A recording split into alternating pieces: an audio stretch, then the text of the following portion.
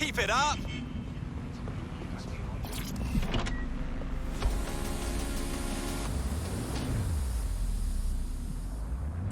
Has Bloom been hacked? While Bloom has so far denied rumors that any data breach has occurred, millions fear they are soon to have their digital secrets exposed. Visit GBB for more on this developing story.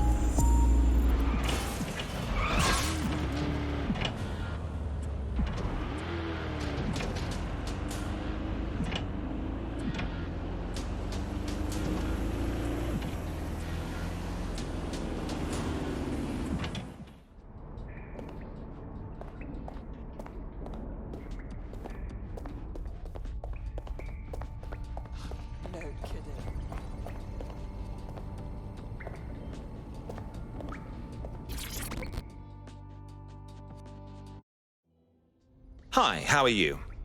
I'm not exactly sure, to be honest. It still feels like we are play acting being resistance fighters. Don't put yourself down. You're here for a reason. Don't worry. I know how these things go. Sink or swim.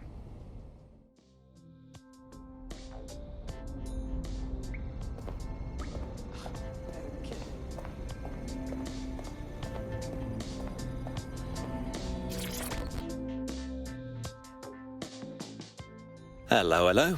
Still can't believe we're doing this. Seems like we should have to get some DedSec certification or something. We're all learning on the job. You know, I almost told the undercover search agent the CFO's location yesterday? I could have compromised the team. Do you understand? I get it. I really do. A lot is riding on us. I'm not sure we're really prepared.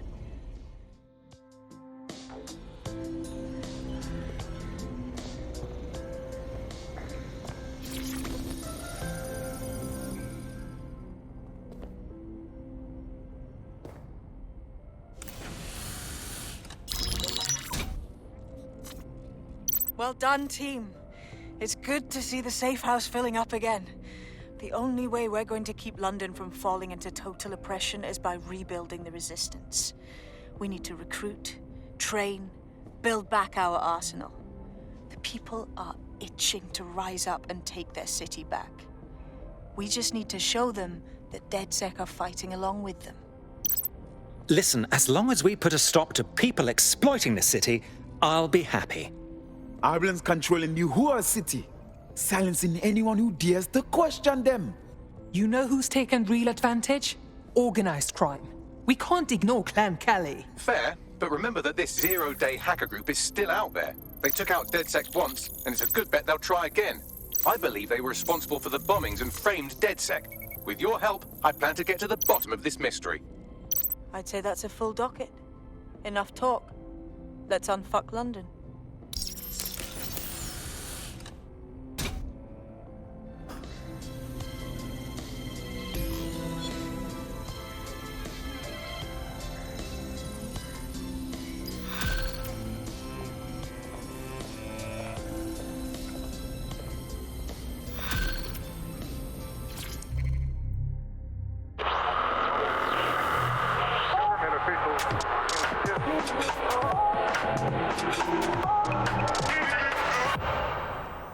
This is London Calling. You're listening to Buccaneer, your pirate podcast source for what they don't want you to know.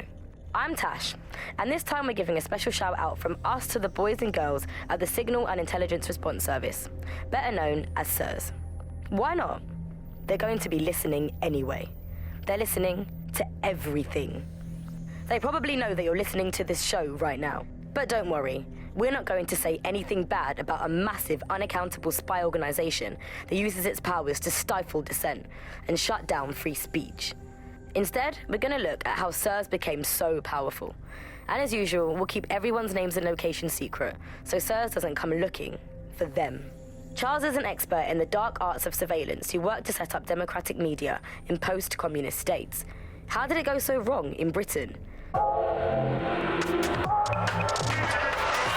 You know, we're looking at all the wrong things when we look at Britain's crisis. There's a lot of concentration on data and how that's been used and manipulated.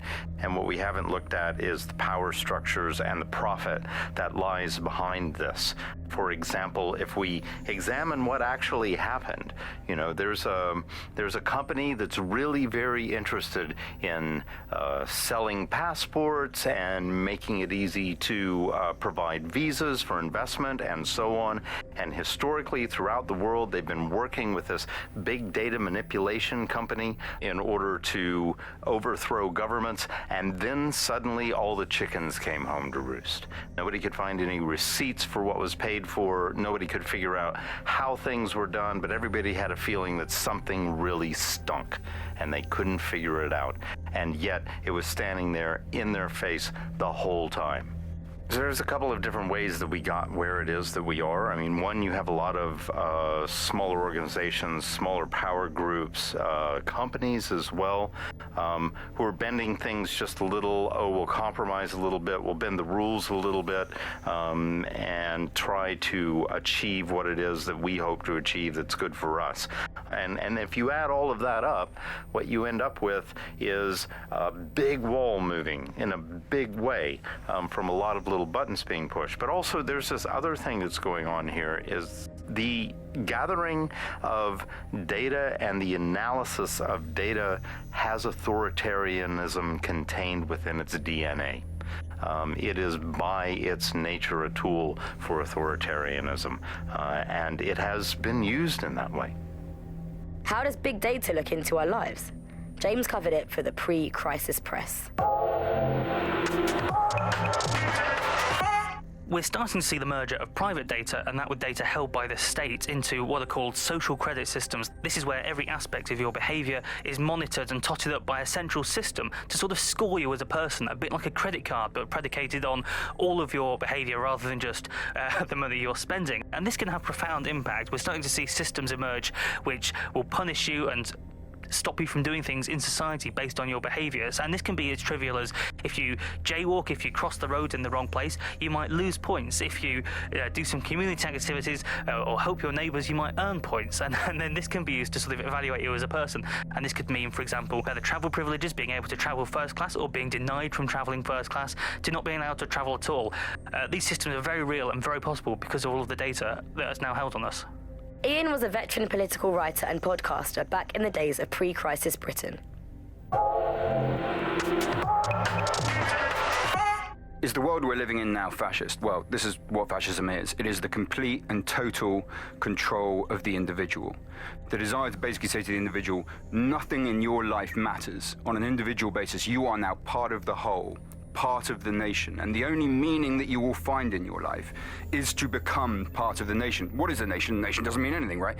The nation is basically just encapsulated by the leader that takes over, that claims that he, you know, has this sort of access to the soul of the country, to the soul of the people. He never does. It's just a myth, but that's what they go for. And on that basis, they take the right to control every aspect of your life, from who you talk to where you eat, to where you go to hang out with your friends.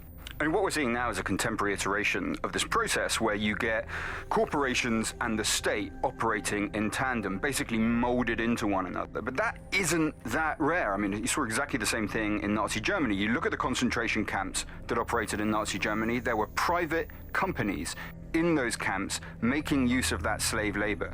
Fascism often works with corporations, and it's doing the same now. That's the way in which they track what you do. That's the way in which they track who you talk to. They operate as each other's proxies. So if your ears are burning and you think someone might be watching you, you're probably right. They're watching all of us. I'm Tash, and you've been listening to Buccaneer. Keep listening, keep sharing the show, and keep it encrypted. They're watching us, but we're watching them too. I found a lead that may help us unravel more about Zero Day and the bombings we ate shit for. I've picked up an encrypted signal from the Tone conference site that's been broadcasting on a loop since the night of the bombing. Go investigate. You might even get to try out that fancy new AR tech we stole. I mean, creatively shared.